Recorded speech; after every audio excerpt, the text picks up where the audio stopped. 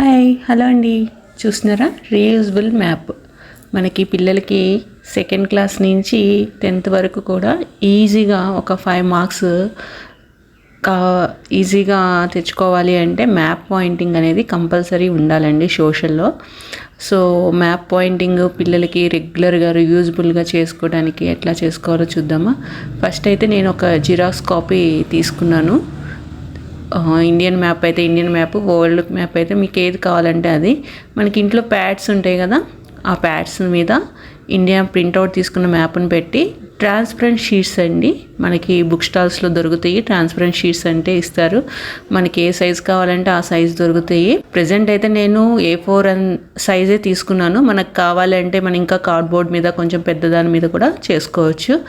so పిల్లలకి రెగ్యులర్గా map pointing గుర్తు చేయడానికి ఇది ఈజీగా ఉండదని ఇట్లా